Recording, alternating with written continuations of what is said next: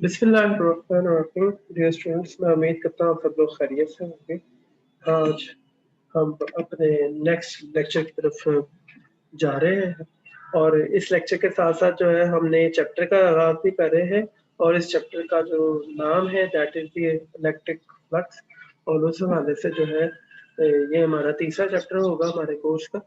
तो उस हवाले से हम डिस्कस करते चले कि जो इलेक्ट्रिक फ्लक्स है इसके बारे में हम इस चैप्टर के रिलेटेड जो जो पढ़ेंगे वो आज के लेक्चर के अंदर हम डिस्कस भी करते जाएंगे। साथ ही साथ जो है हम स्टेप बाय स्टेप उनको सीखते जाएंगे कि ये किस तरह से हम इन सारी चीज़ों को कंप्यूट कर सकते हैं।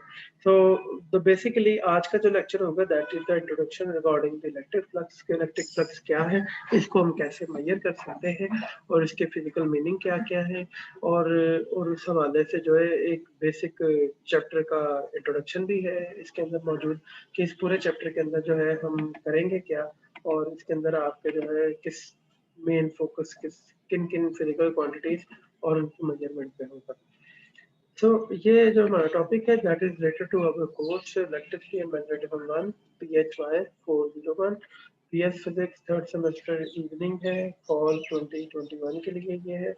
So in the last lecture we have discussed about the second chapter और ये जो second chapter था वो सारे का सारा इलेक्ट्रिक फील्ड के कॉन्सेप्ट और फोर्स के रिलेशन के दरमियान था।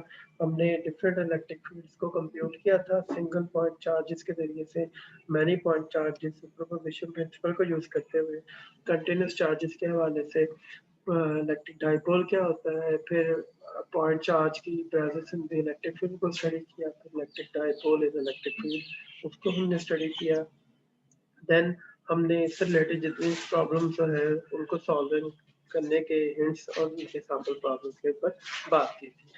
तो आज के लेक्चर के अंदर जो है हम बात कर रहे हैं कि किस तरह से जो है हम सबसे पहले समझेंगे कि फ्लक्स क्या होता है, बेसिक डेफिनेशन को स्टडी किया जाएगा, फिर इलेक्ट्रिक फ्लक्स के बारे में बात की जाएगी, फिर flux from uniform electric field होगा, फिर उनकी कैलकुलेशन ऑफ इलेक्ट्रिक फ्लक्स होगी, इसी तरह फिर नॉन यूनिफॉर्म इलेक्ट्रिक फील्ड की भी बात करेंगे। Then we will talk about the calculation of electric flux for the non uniform electric field, फिर हम उसके बारे में भी बात करेंगे। तो according to the basic definitions हम अगर बात करें बेसिक डेफिनेशन के हवाले से तो हमारे पास क्या है, फ्लक्स क्या होता है, the rate of flow through an area और वॉल्यूम।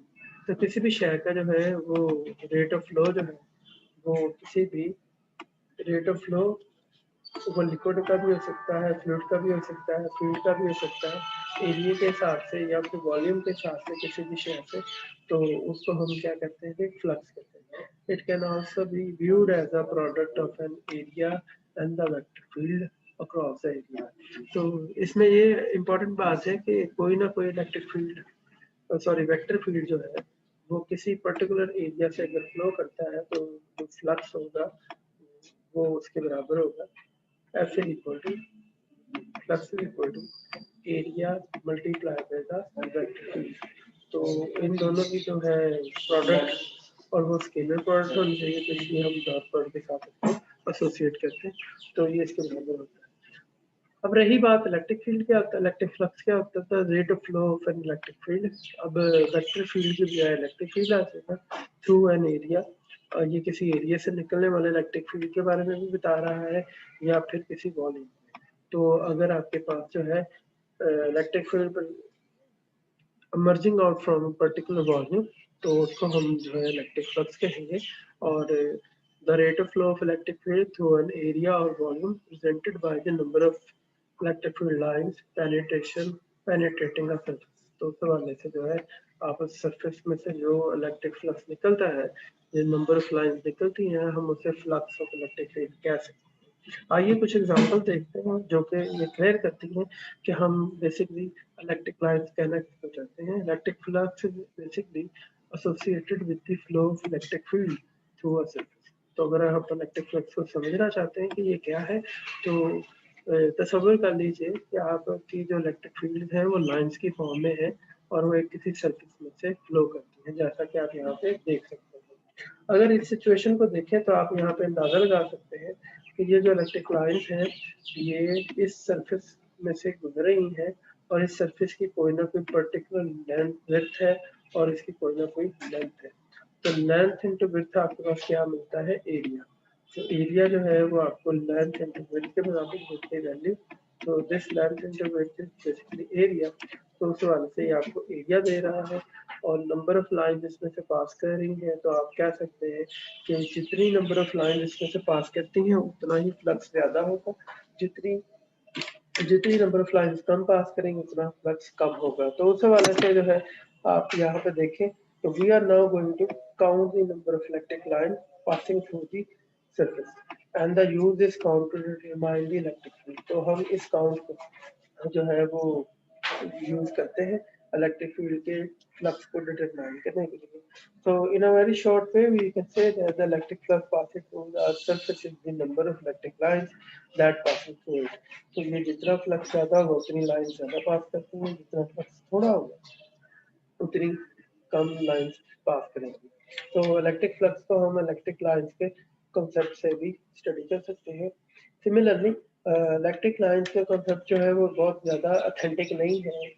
उसके लिए हम बिकॉज सरफेस और लाइन इलेक्ट्रिक फील्ड दोनों ही इन्वॉल्व है, तो हमें कुछ एक बेसिक डेफिनेशन पे और एक बेसिक फार्मूला ज़रूरत है जो एस्टिमेट कर सके कि इलेक्ट्रिक फ्लक्स क्या होता है। तो आइए देखें कि हम इलेक्ट्रिक फ्लक्स को मेजर कैसे कैलकुलेट कैसे कर सकते हैं।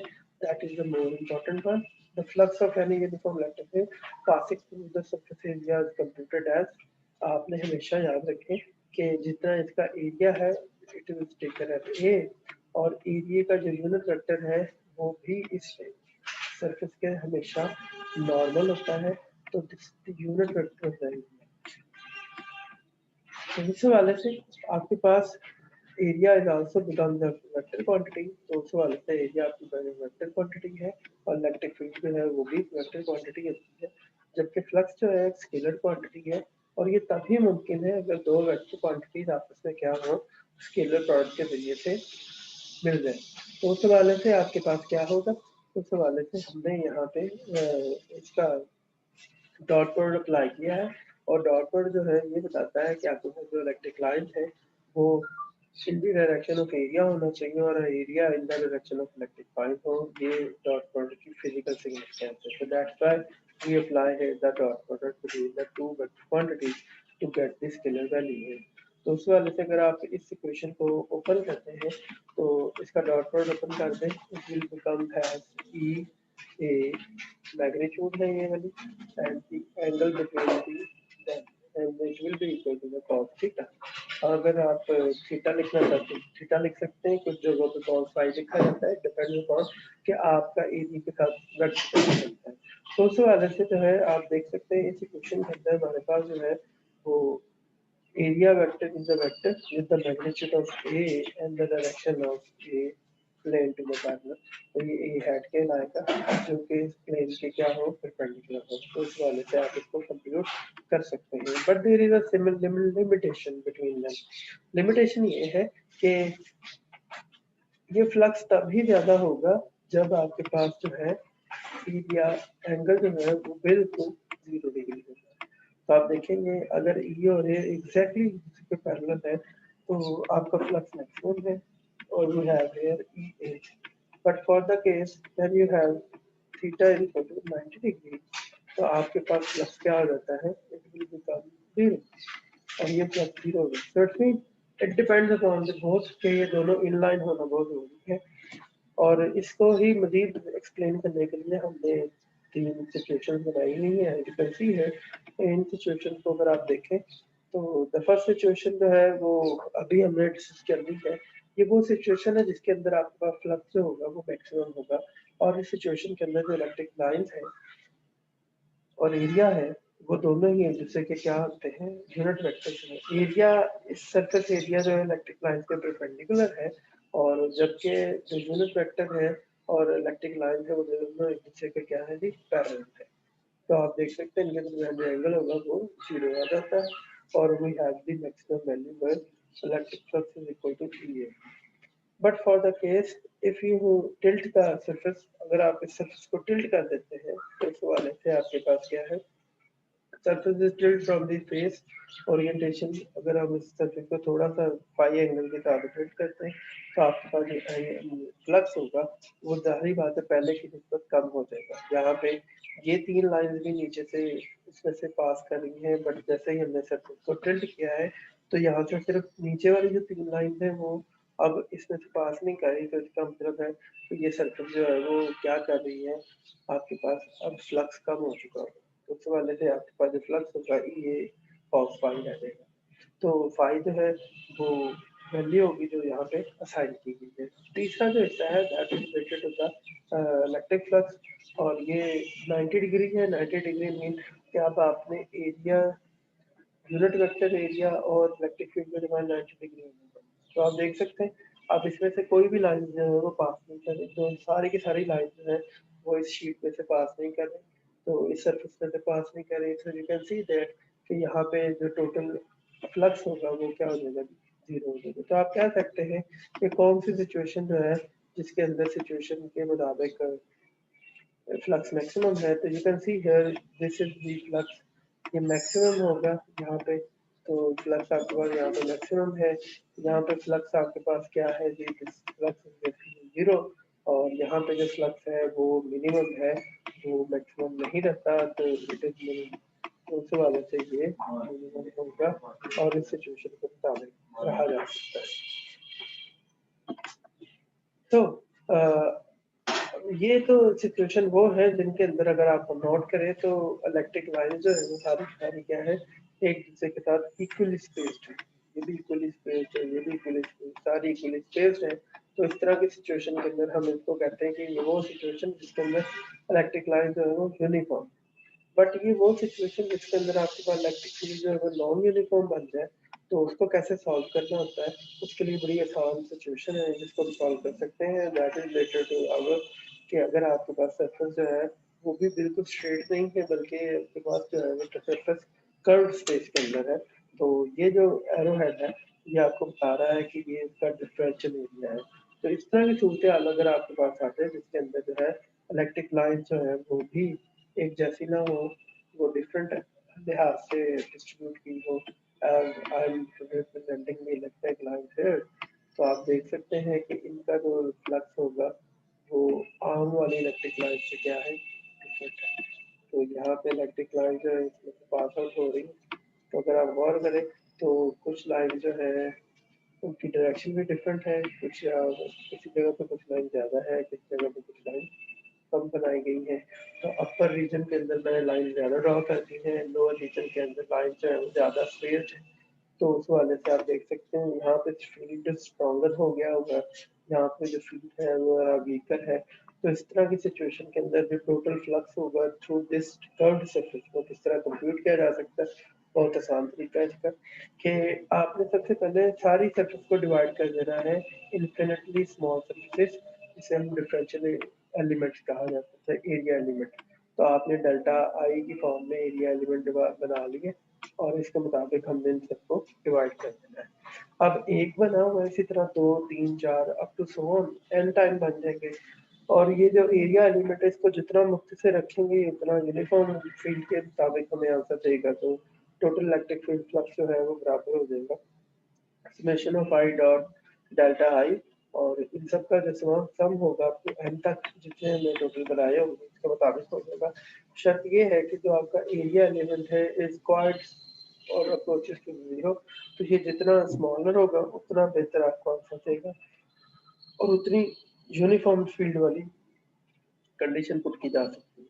तो उस वाले से अगर आप इसको मजीद सॉल्व करना चाहते हैं तो उस वाले से ये जो जितने एलिमेंट्स पैचेस हम लेंगे वो सारे के सारे एक दूसरे के साथ क्या होना शुरू हो जाएंगे, एक दूसरे के साथ ओवरलैप करना शुरू कर देते हैं। जैसे कि हमने ये एलिमेंट लिया, हमने ये पैच लिया, फिर दूसरा पैच लिया, तो ये सारे के सारे जो पैचेस हैं ये क्लोजली स्पेस हो जाते हैं। क्लोजली स्पेस होने की वजह से ये सारे के सारे पैचेस एक दूसरे के साथ कंटिन्यूसली बिहेव कर रहे होते हैं। उस हवाले से आपके पास जो है ये टोटल इलेक्ट्रिक फ्लक्स बराबर हो जाता है। ये जो समेशन है इस तरह की सिचुएशन के अंदर जो समेशन होता है it replaced with the integral. तो समेशन का याद रखिएगा, इसको हम कहते हैं discrete sum. summation is called discrete sum, जबकि इंटीग्रल जो होता है it is called the continuous sum. जब आपके पास चीजें हैं वो दोनों एक दूसरे को अप्रोच करना शुरू करते हैं, क्लोजली स्पेस्ड होता है, तो हम समेशन के बजाय क्या करते हैं, इंटीग्रेशन करते हैं. So that's why we integrate the whole thing. और डेल्टा को किस में कन्वर्ट कर दिया जाता है, डेल्टा को डिफरेंशियल फॉर्म में कन्वर्ट कर दिया जाता है. तो इस वजह से आपके पास ये है total flux is equal to E dot D A. तो उस वाले से हमारे पास ये डी ए आ जाएगा. इसमें नोट करने वाली बात ये है कि अगर आपका एरिया जो है या डिफरेंशियल पार्ट जो है अगर ये वेरी होता है तो उस वाले से आपके पास यहाँ पे क्या होगा, उस वाले से आपके पास ये जो एरिया है ये इसके अंदर एक्चुअली लेंथ भी होती है और विड्थ भी होती है. तो उस वाले से यहाँ पे लेंथ और विड्थ के साथ ही सम करना होता है. तो अकॉर्डिंग टू दैट हमारे पास यहाँ पे सरफेस इंटीग्रल जो है वो डबल डेरिवेटिव की फॉर्म में आ जाता है.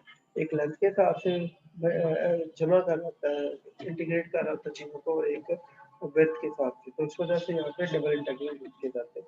और इस वाले से एक और बात जो याद रखने वाली कि जो डी एरिया एलिमेंट होता है वो सरफेस के क्या होता है, हमेशा हर पॉइंट पे परपेंडिकुलर होता है. जैसा कि ये सरफेस पे परपेंडिकुलर है, इसी तरह हर पॉइंट जो हम लेंगे ये सारे के सारे क्या होंगे, परपेंडिकुलर दिए जाएंगे.